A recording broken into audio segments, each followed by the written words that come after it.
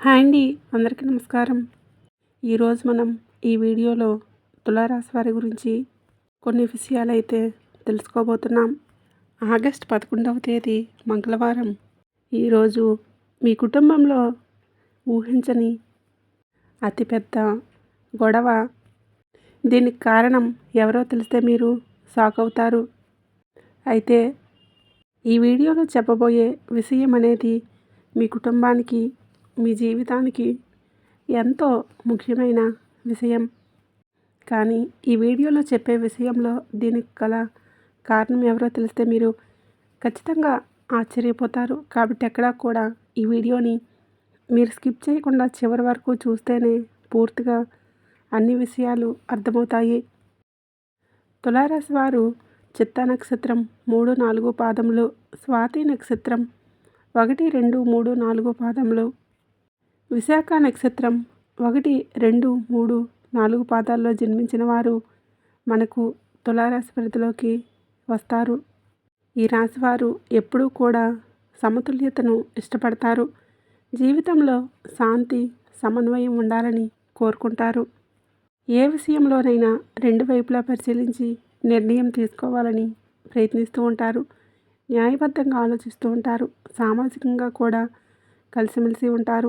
కొత్త వ్యక్తులతో సులభంగా స్నేహం చేస్తారు. మరి అందాన్ని, కళలను ఇష్టపడుతూ ఉంటారు.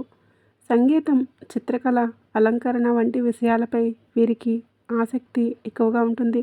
అలాగే సంబంధాలకు విలువ ఇస్తారు. కుటుంబం, స్నేహితులు, భాగస్వామితో మంచి అనుబంధాన్ని కోరుకుంటారు. వీరికి మర్యాదగా మాట్లాడడం అనేది వీరిలో ఒక గొప్ప క్వాలిటీ ఉంటుంది. అలాగే మధ్యవర్తిత్వ నైపుణ్యాన్ని కలిగి ఉంటారు. ఇతరుల భావాలను గౌరవించడం వీరికి చాలా మంచి లక్షణాలుగా ఉంటాయి. అయితే వాస్తవంగా చెప్పాలంటే వీరికి కుటుంబపరంగా చాలా విషయాల్లో కొన్ని మంచి విషయాలు ఉన్నాయి. కుటుంబాన్ని ఇష్టపడతారు. అంటే కుటుంబం అంటే గౌరవిస్తారు. బాధ్యతలను మీద వేసుకొని నడిపిస్తూ ఉంటారు. భాగస్వామితో కలిసి నిర్ణయాలను తీసుకోవడంలో చాలా ఆసక్తి చూపిస్తారు. కుటుంబంతో శాంతి, సఖ్యత ఉండటం కోసం వీరు చాలా ప్రయత్నం చేస్తూ ఉంటారు. కానీ ఈ మధ్యకాలంలో మీ కుటుంబంలో కాస్త అసమతుల్యత ఏర్పడుతుంది. మీ మాటను ఎవరు గౌరవించడం లేదు అనే భావన కూడా మీకు ఏర్పడింది. కుటుంబ సభ్యులకు కూడా మీరు కుటుంబాన్ని సరిగ్గా చూసుకోవడం లేదనే ఆలోచన ఏర్పడుతుంది.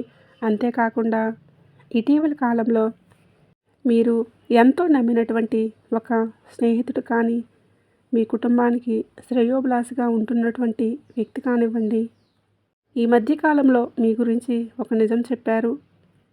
అదేంటంటే మీరు మీ కుటుంబానికి ఎవరికీ చెప్పకుండా పెట్టినటువంటి ఒక పెట్టుబడి గురించి కానీ, లేదంటే మీరు ఎవరికీ చెప్పకుండా మీ సొంతంగా తీసుకున్నటువంటి ఒక నిర్ణయం కావచ్చు, లేదా ఒక శుభకార్యం విషయంలో మరి మీరు అనుకోకుండా మరికొన్ని ఇబ్బందులు ఉన్నాయని చెప్పినటువంటి ఒక విషయాన్ని కానీ ఈరోజు హఠాత్తుగా మీ ఇంట్లో అందరూ కూడా భోజనం చేద్దామని కూర్చున్న సమయంలో, లేదా సాయంత్రం కాలం సమయంలో కానీ ఈ విషయం అనేది ఒక్కసారిగా మీ పరిగణలోకి రావటం జరుగుతుంది.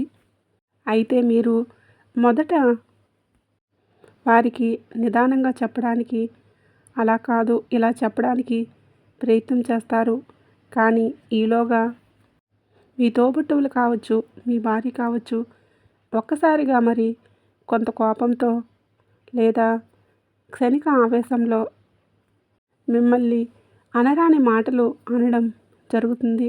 మరి ఆ సమయంలో కూడా మీరు పూర్తిగా జాగ్రత్తగా ఆచితూచి వ్యవహరిస్తూ మాట్లాడడం జరుగుతుంది.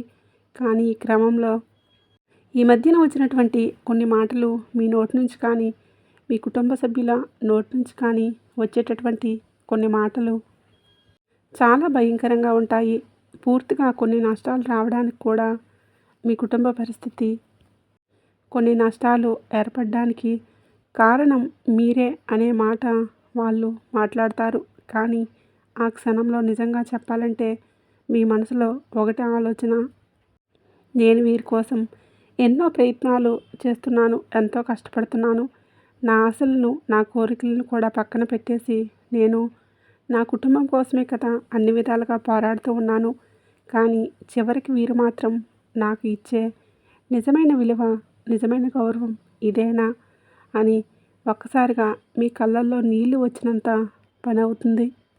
కానీ ఈ విషయాలన్నీ కూడా ప్రత్యేకంగా మీ కుటుంబానికి శ్రేయోభిలాషి ముసుగులో ఉంటున్నటువంటి ఒక పెద్ద మనిషి పెట్టినటువంటి గొడవే అందుకు కారణం. కానీ మీ కుటుంబ సభ్యులు కూడా పూర్తిగా ఆలోచించకుండా మరి మీరు ఒక చిన్న పొరపాటు చేశారని, లేదా ఒక పొరపాటు జరగలేదు కానీ భవిష్యత్తులో ఒక లాభం ఉంటుందని మీరు కొన్ని పనులు చేశారు. ఆ విషయాలన్నీ పూర్తిగా గమనించకుండా మరి వెంటనే దాన్ని బహిర్గతం చేసి మీరు భోజనం సమయంలో ఈ యొక్క విషయాలన్నీ మాట్లాడడం మీకు చాలా బాధాకరంగా అనిపిస్తుంది. కానీ ఇలా జరగడమే ముఖ్యంగా చాలా మంచిదని చెప్పొచ్చు. ఎందుకంటే దీన్ని మనసులో పెట్టుకుని వాళ్ళు కానీ, మీరు కానీ సంతోషంగా లేకుండా ఇబ్బందులు పడుతూ ఉండవచ్చు. మరి ఏదైతే ఈ యొక్క విషయం బయటపడిందో ఇది ప్రశాంతంగా మీకు ఎప్పటి నుంచి ఏ విధమైనటువంటి ప్రెజర్ లేకుండా మిమ్మల్ని ప్రశాంతంగా ఉంచడంలో మరి కీలకంగా ఉంటుంది. కాబట్టి మీరేమీ టెన్షన్ పడాల్సిన అవసరం ఏమీ లేదు. మరి జరిగేదంతా కూడా మీ మంచి కోసమే అని మీరు గమనించాలి. మరి మీకు ఈ వీడియో పూర్తిగా ఉపయోగపడుతుందనే విషయంతో గ్రహస్థితి ప్రకారం అలాగే జ్యోతిష శాస్త్రం ప్రకారమే ఈ యొక్క ప్రొడక్షన్ ఇవ్వడం జరుగుతుంది. కాబట్టి మరీ జాగ్రత్తగా ఉంటారని ఆశిస్తున్నాను. ఈ వీడియో మీకు నచ్చిందని భావిస్తున్నాను. మీకు కనుక ఈ వీడియో నచ్చినట్లయితే తప్పకుండా లైక్ చేయండి, అలాగే షేర్ చేయండి.